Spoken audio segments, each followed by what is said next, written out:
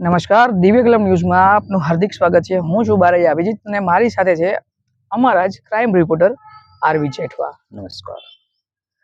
તો જેઠવાભાઈ, આજે આપણે હમણાં એક સમાચાર જોયા છે કે જેમાં ક્રાઇમને વિરુદ્ધ, મતલબ કે ક્રાઇમ જે થતું હોય તેને ખુલાસો પાડવા જે પત્રકારો પ્રયાસો કરી રહ્યા છે, બરોબર।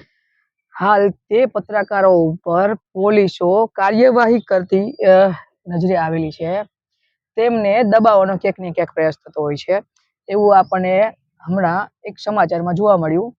જે પત્રકાર હર હંમેશ સત્યને ઉજાગર કરવા માટે પ્રયાસ કરતા હોય, જેમના થકી અનેક પત્રકારો બની ચૂકેલ છે, જે સત્યના માર્ગ ઉપર ચાલનાર વ્યક્તિ છે, એવા પ્રશાંત દયાળ સાહેબને ક્રાઇમ બ્રાન્ચનું 5 કલાક સુધી ચાલેલું 4 કે 5 કલાક સુધી ચાલેલું જે કાર્યવાહી હતી તેનાથી તો એવું સાબિત થાય છે કે ક્યાંક ને ક્યાંક પોલીસ દ્વારા પત્રકારને દબાવવાનો પ્રયાસ છે। આ બાબતે શું કહેવાનું થાય છે? ના, એમાં એવું અમુક એવું છે, પ્રશાંત દયાળ અને નવજીવન ન્યૂઝ જી જે અત્યારે ભૂમિકા ઉપર છે કે જે ગુજરાતમાં હરેક મુદ્દા હોય, જેવા કે રાજકીય હોય, સામાજિક હોય કે પછી અન્ય સામાન્ય લોકોને લગતા હોય, જી, પરંતુ એ લોકો આથી અગાઉ પહેલા ક્યારેય દારૂને લગતા કે એવા કોઈ મુદ્દા એ લોકોએ હાઇલાઇટ કરેલા નહોતા। બરાબર છે। પરંતુ અત્યારે જે પ્રશાંત દયાળના ચેનલ થ્રુ આપણે જાણવા મળે છે કે વ્રસ્તાલ કરીને કંઈક અમદાવાદનો એરિયો છે, તેમાં વ્રસ્તાલમાં કંઈક અમુક અડ્ડાઓ ચાલે છે એવું એમને એક પત્ર મળેલો હતો। બરાબર છે કે 60ની ઉપરની કંઈક એવું કંઈક હતું, જે સંખ્યા એ બહુ મોટી કહેવાય સંખ્યા। એટલે એવો એક પત્ર મળ્યો એટલે પ્રશાંત દયાળને એવું થયું કે ચલો ભાઈ, આ એક મોટું ઓલું છે અને આપણે જો પોલીસને ધ્યાનમાં દોરીએ આ વાત, ક્યાંક ને ક્યાંક પોલીસમાં મોટા અધિકારીઓને ખબર ન હોય અને જો ધ્યાનમાં દોરીએ તો લોકોનું સમાજનું સુધાર આવે અને આ કંઈક એનું કાર્ય થાય। પરંતુ ઉલટી અસર એવી થઈ ત્યારે કે આ લોકોનું સ્ટોરી કર્યા બાદ ક્યાંક ને ક્યાંક ત્યાંના સીપી સાહેબ છે, મલિક સાહેબ, એનો ઈગો હર્ટ થયો હોય કે પછી એમને જે બી કોઈ રાજકીય દબાણ હોય કે જે હોય, પરંતુ એણે એક્શન લેવા જોતા હતા કે ભાઈ આ પત્ર આવ્યો છે તો ખરેખર આ અડ્ડા ચાલુ છે, આ આટડીઓ ચાલુ છે કે નહીં, પરંતુ ડાયરેક્ટ પત્રકાર પ્રશાંત દયાળને ત્યાં અથવા તો તેની ઉપર એક્શન લેવાનું આ લોકોએ શરૂઆત કરેલી હતી। એમાં ક્યાંક ને ક્યાંક પત્રકાર પ્રશાંત દયાળ તો જગ જાહેર છે કે એ અધૂરા પુરાવામાં કોઈ દી કાર્યવાહી કરતા નથી કે ન તો કોઈ પોતાના કાર્ય કરે છે કે ન કોઈ સ્ટોરી આપે છે। એટલે એણે સોખવટ પાડીને એમના ઇન્ટરવ્યુમાં કે એના સ્ટોરીમાં કીધેલું હતું કે ભાઈ, અમને આ પત્ર મળેલો છે તો અમે આ નથી કહેતા કે ભાઈ અમારું આ સ્ટોરી છે એમાં જે આટડીઓ જે મેં સંખ્યા બતાવીએ છીએ એટલે ચાલુ જ છે, એ અમે નથી બતાવતા। એ તમારે જોવાનું છે કે એ પોલીસનું કામ છે। અમારી પાસે આવી જાણકારી આવેલી, પત્ર દ્વારા જાણવા મળેલું હતું, એટલે એ બાબતે તમે તપાસ કરો। તમારે તપાસ ખરેખર પણ આમ જોવા જઈએ તો જે સમાચાર બનેલા છે, જે રજૂ કરવામાં આવેલા છે, તેમાં સ્પષ્ટપણે કહેલું છે કે આવું પત્રમાં અમને જાણવા મળેલ છે। તો આમ જોઈએ તો એક પોલીસની કાર્યવાહી હોય છે કે ક્યાંય પણ આવું વસ્તુ જાણવા મળેલી હોય, એના ધ્યાને ના હોય તો એ કોઈના દ્વારા ધ્યાને આપવામાં આવેલું હોય, તેવા સમયે પોલીસને કામગીરી કરવાની હોય છે કે ક્યાં એ વસ્તુ ખરેખર ચાલુ છે કે નહીં। પણ આમાં તો સ્પષ્ટપણે દેખાય છે કે પોલીસ દ્વારા પ્રશાંત દયાળ સાહેબને જે રીતના 4 કલાક સુધી પૂછપરછ કરવામાં આવી, તો પત્રકારને દબાવવાની વાત નથી થતી। હા, એટલે મારું કહેવાનો પણ મતલબ એ જ છે કે ઘણીવાર એવું થતું હોય કે પત્રકારને દબાવવાનો, આ તો પ્રશાંત દયાળ સાહેબ તો બહુ સિનિયર પત્રકાર છે, નામચીન વ્યક્તિ છે અને કાયદાના જાણકાર પણ છે। ઘણીવાર એવું બી થતું હોય છે કે નાના પત્રકાર હોય એ કાયદાથી થોડાક બહુ ઓછા જાણકાર હોય, અને ઘણીવાર એવું થતું હોય કે બહુ મોટી પોસ્ટના અધિકારી જ્યારે ફોન કરે એમને તો તે હેપતાઈ જતા હોય કે અમને શું જવાબ ભરવો, એટલે તે બધી માહિતી જે ન આપવાની માહિતી હોય એ બી આપી દેતા હોય છે। એટલે ઘણીવાર આ લોકોનું પાછળની મનસા એવી હોઈ શકે કે અત્યારે પ્રશાંત દયાળને જો આપણે આ રીતના કરીએ તો જે નાના પત્રકાર જે કાલ ઉઠીને આપણે સવાલ કરશે કે ભાઈ અહીંયા દારૂની હાટડીઓ ચાલે છે, તો એને જવાબ આપવો નહીં પડે આપણે, અને એ બી સવાલ કરતા જ દમાઈ જશે. ક્યાંક ને ક્યાંક એવી મનસા જનતાને જણાવી દઈએ, જે કહેવાનો મતલબ છે નાના પત્રકાર એટલે કે જે અત્યારે હાલ પત્રકારની દુનિયામાં પગ મૂકેલો હોય, જે પત્રકારની દુનિયામાં અત્યારે શરૂઆત કરેલી હોય તેવા પત્રકારને થોડુંક પોલીસ સાથેનો વ્યવહાર ખ્યાલ ન હોય, જેના કારણે હેપતા જતા હોય એવો મતલબ છે. નાના પત્રકાર એટલે એનો કોઈ મતલબ એવો નથી હોતો કે કોઈ નાનો પેપર કે નાનું ચેનલ, ક્યાં માત્ર પત્રકારની દુનિયામાં પત્રકાર એટલે મારે કહેવાનો મતલબ કે અત્યારે યુટ્યુબ બી ઘણા ચલાવે છે, ઘણા સોશિયલ મીડિયા ચલાવે છે, તો એવા પત્રકાર બી અત્યારે બહુ એક્ટિવ હોય છે. અને રાજકોટની આપણે રાજકોટના એરિયામાં જોઈએ તો એ ઘણીવાર આટોડિયું ચાલતી હોય તો ઘણા પત્રકારોને જ્યારે એ લોકો પોલીસના વિરુદ્ધમાં તો હોતા નથી, પરંતુ જો પોલીસની કાર્યવાહી ઉપર જો આંગળી ચીંધવામાં આવે અથવા તો કોઈ દારૂની હાટડીઓ દેખાડવામાં આવે, ઇન કેસ અત્યારે શોર્ટમાં કહીએ કે જેમ આપણે દિવ્ય કલમની અંદર નાની નાની દેશી દારૂની જે હાટડીઓ ચાલતી હોય છે, ત્યારથી લઈને મોટા મોટા અડ્ડાઓ આપણે જે સોર્સિસ દ્વારા જાણવા મળતું હોય છે તેને આપણે ઉજાગર કરતા રહીએ છીએ, તો ક્યાંક ને ક્યાંક આપણો ઉદ્દેશ એવો હોય છે આપણને પણ દબાવવાનો પ્રયાસ થઈ શકે એવું તમને લાગી રહ્યું છે? થઈ શકે એનું કારણ એક છે કે આપણો ઉદ્દેશ તો એવો હોય છે કે ભાઈ પોલીસ કમસે કમ એનું કામ કરે, અને જેઓ ધ્યાનમાં નજરમાં ન હોય તો આપણે એને નજરમાં લાવીએ, જનતાની નજરમાં લાવીએ કે જનતા સજાગ થાય, જનતા પોતે જ આવું કઈ કરે. ઘણીવાર એવું થતું હોય કે ભાઈ પોલીસને એવું થતું હોય કે ભાઈ અમને આ લોકો ટાર્ગેટ કરતા હોય, પણ અમારો કોઈ ટાર્ગેટ કરવાનો કોઈ એવો ઈરાદો ન હોય. જનતાને પણ જણાવી દઈએ અને સ્પષ્ટપણે કહીએ છીએ અમે બંને કે અમારો ક્યાંય ને ક્યાંય ઇન્ટેન્સ એવો નથી હોતો કે અમે જે દેખાડીએ છીએ તેની તમામ જાણકારી પોલીસને હોય છે. ઘણીવાર એવું બનતું હોય છે, નવા અડ્ડાઓ વિકસતા હોય છે જેની જાણકારી સંપૂર્ણપણે પોલીસને નથી હોતી, તો અમારો મુખ્ય ઉદ્દેશ પોલીસને ટાર્ગેટ કરવાનો કે એને બદનામ કરવાનો નથી હોતો. માત્ર ને માત્ર આ જે હાટડાઓ ચાલે છે, ધમધમી રહ્યા છે, એમને જાણકારી પોલીસને ના હોય તો એમને જાણકારી પોલીસ સુધી પહોંચાડવાની વાત છે, જેથી કરીને એની ઉપર કાર્યવાહી થાય. અને આ જે દેશી દારૂ છે એ આપણે એમ કહી શકીએ નુકસાનકારક જ છે. દારૂ વ્યસન એક ગુનો પ્રવૃત્તિ છે, ગાંધીનું ગુજરાત છે, ડ્રાય સ્ટેટ છે આપણો, અને આમાં દારૂને તો જગ્યા ને સ્થાન હોવું જ ના જોઈએ. ઘણીવાર મહિલાઓ ઉપર જેટલા અત્યાચાર થતા હોય એની પાછળ બહુ વધુ પડતા એટલે સમજી લો કે 60 થી 70% જે મહિલાઓની પાછળ જે અત્યાચાર થતા હોય એનું પાછળનું કારણ દારૂ હોય છે. 60 થી 70 ને તમે રેશિયો બતાવો છો, પણ હું તમને એમ કહી દઉં, જે ગુનાહિત પ્રવૃત્તિઓ જે અચરાઈ રહી છે અત્યારે હાલ આપણે જોઈએ છીએ, ક્યાંક ને ક્યાંક જે અકસ્માતો થાય છે, જેમાં મૃત્યુ પામે છે, ઘણીવાર જે ઝઘડાઓ થાય છે, ઘણીવાર જે આક્રમક સ્વરૂપમાં ઝઘડો મોટો પણ થાય છે, ઉગ્રતા પકડે છે, તેનું પાછળનું મુખ્યત્વે નશો હોય છે. નશાની હાલતમાં પોતે પોતાના ઉપરનો આપો ગુમાવ્યા બાદ કોઈ પણ ગુનાહિત પ્રવૃત્તિ આચરે છે.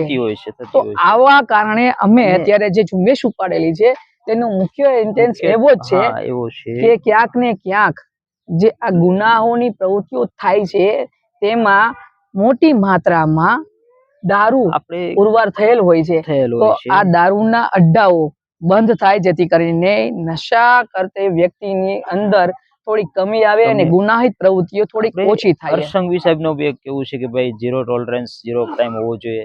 એવી જ રીતે આપણે એવું જ વિચારતા હોય કે ભાઈ આપણે એવા કાર્ય કરીએ કે લોકો સુધી પહોંચાડીએ આ વસ્તુને, પોલીસ સુધી પહોંચાડીએ.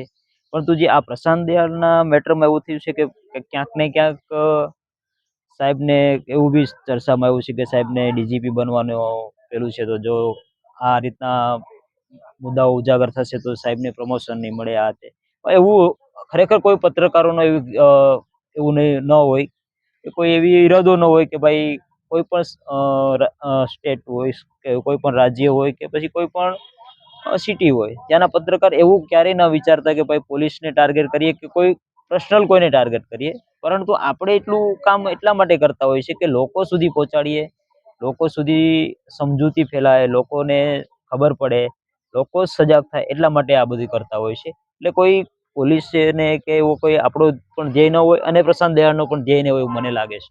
જ્યારે વાત આવે છે પત્રકારને દબાવવાની કે પછી અત્યારે આપણે જે ચર્ચાઓ કરીએ છીએ ત્યારે કોઈને એવું થતું હશે કે આપણે જે આપણી રજૂઆત છે કે આપણે જે સ્ટોરી કરવા જઈ રહ્યા છીએ તેમાં ક્યાંક ને ક્યાંક આ લોકોની અંદર ચિંતા હશે, ભય હશે, પરંતુ તમને જણાવી દઈએ મિત્રો, પત્રકારની દુનિયામાં જ્યારે અમે જંપ લાવીએ છીએ ને ત્યારે જ અમને ત્યારબાદની અમારી સ્ટોરી કવર કર્યા બાદના અમને રિએક્શન ખબર હોય છે કે આગળ જતા ભવિષ્યમાં અમારી ઉપર શું શું થઈ શકે છે. થાય છે બધા પોલીસ દ્વારા પણ ઘણી જગ્યાએ ભલામણો આવતી હોય છે, રાજનેતાઓની પણ ઘણી જગ્યાએ ભલામણ આવતી છે અને ઘણા મીડિયા મિત્રો પર્સન્ટો હોય છે કે જ્યાં આપણને ટકોર કરવામાં આવતી હોય છે કે તમે સાવચેત રહેજો, સજાગ રહેજો. તેનું કારણ છે કે ઘણી વાર જે કોઈ વ્યક્તિ હોય છે તે આ સ્ટોરી કર્યા પછી કેવી કેવી ઘટનાઓથી ભોગવવું પડે છે, નીકળવું પડે છે, ગુજરવું પડે છે તેનો ખ્યાલ નથી હોતા. એવા ભાગ્યે જ પત્રકાર હોય છે, પણ મોસ્ટ ઓફ પત્રકારને ખબર જ હોય છે. એટલે પત્રકાર આ ફિલ્ડમાં જ્યારે આવે છે ત્યારે નિડર બનીને આવે છે, નિસંકોચ આવે છે, પોતાની સજાગતાથી આવે છે અને પાછળની ઘટનાઓને એને ખબર હોય છે, તેની સંપૂર્ણ તૈયારી સાથે આવે છે. એટલે બધા જ ન્યૂઝ બધા પત્રકારના વાત કરીએ ને તો પત્રકારને ક્યારે ડર હોતો નથી. એક તો ડર મૂકીને આવ્યા હોય તો જ તમે પત્રકારમાં આવ્યા હોય છો. પ્લસ કોઈ ઘણીવાર આમાં આ લાઈન એવી છે કે ભાઈ એમાં તમારી ઉપર હુમલા થઈ શકે કે પાછળથી તમારી ઉપર કાવા દાવા થઈ શકે કે પછી તમને ગમે એમ કરીને ફસાવાના પ્રયાસ થઈ શકે. જો તમે જનતાના મુદ્દા ઉઠાવવાના હોય તો તમે જો જી હજૂરી કરવાના હોય તો તમારી ઉપર કોઈ બ્લેમ આવવાનો જ નથી, કારણ કે તમે જી હજૂરી કરો સાચો પત્રકાર કહીએ ને, જો તમે પત્રકારિતા કરવા માંગો જ છો ખરેખર તો તમને આ પ્રશાંત દયાળ ની જે પરિસ્થિતિ છે અત્યારે કે જે તટસ્થ થઈને કરે છે એવી રીતે જો તમારે કરવું હોય તો તમે બધી તૈયારી કરીને જ જંપલાવવું પડે આ ફિલ્ડમાં, અન્યથા તમારે આ ફિલ્ડમાં ન આવવું જોઈએ. ખરી વાત છે, પણ એક ખરો પત્રકાર એ જ કહેવાય જે જનતાઓના મુદ્દાઓને ઉજાગર કરે, ના કે કોઈની જી હજૂરી કરે. આવા વ્યક્તિઓને પત્રકાર આપણે કહી જ ના શકાય.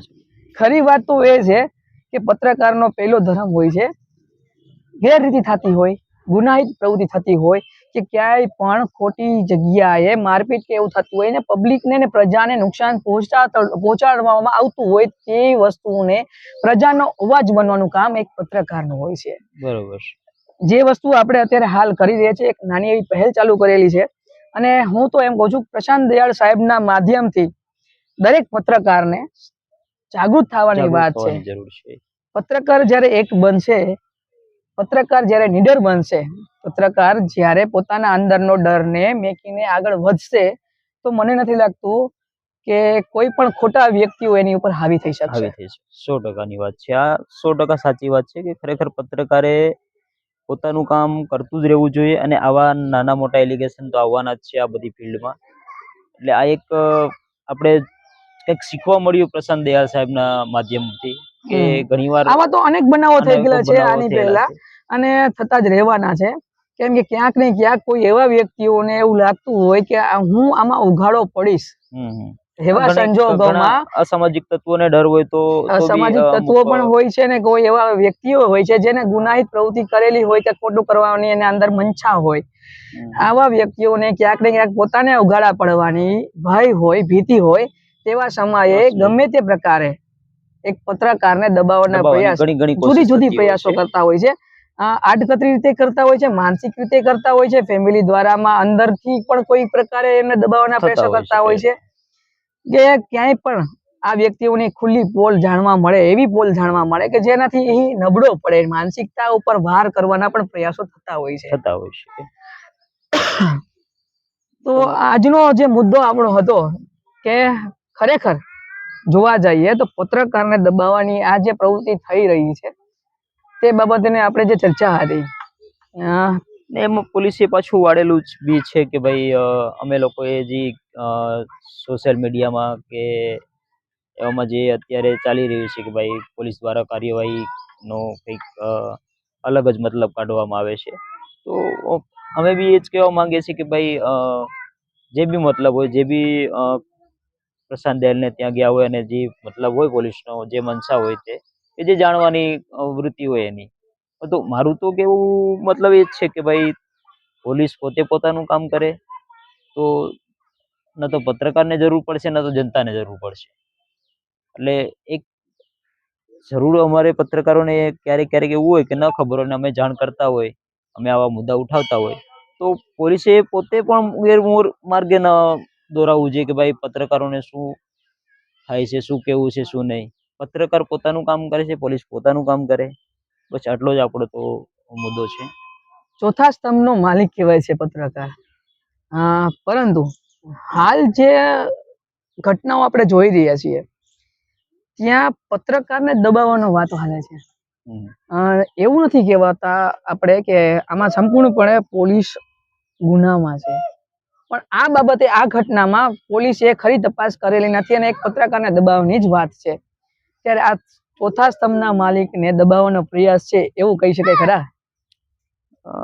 એમાં ક્યાંક ને ક્યાંક હવે પ્રશાંત દયાળ છે અને સીપી મલિક સાહેબનું બંનેનું શું કેવું, કઈ રીતના કોઈ મન દુઃખ હોય, કારણ કે પ્રશાંત દયાળ એક નિખાલસ પત્રકાર છે. હવે મલિક સાહેબને શું કરવું કે ભાઈ એમને ડીજીપી બનવાની મનસા હતી અને એને કઈ આ માટે કરેલું હોય કે એના ઉપર એલિગેશન લાગે? ના, એમના વિસ્તારનો જે બનાવ છે એને હાઈલાઈટ કર્યું છે, એની પોતાની બદનામી પણ થતી હોય એવું ક્યાંક દેખાતું હોય, જેના કારણે પણ આવું થયું. મનસા તો દૂરની વાત છે, ડીજીપી નો તો સંઘર્ષ છે, એની કામગીરી સારી રહેશે, આપણું કહેવાનું નથી, એમની કામગીરી સારી રહેતી હશે, એમનું તો એની પર એલિગેશન નહીં કહેવાનું એવું છે કે એમને ડીજીપી બનવાની મનસા છે, એટલા માટે એમને કીધું છે કે ભાઈ આ રીતના એલિગેશન ન આવે.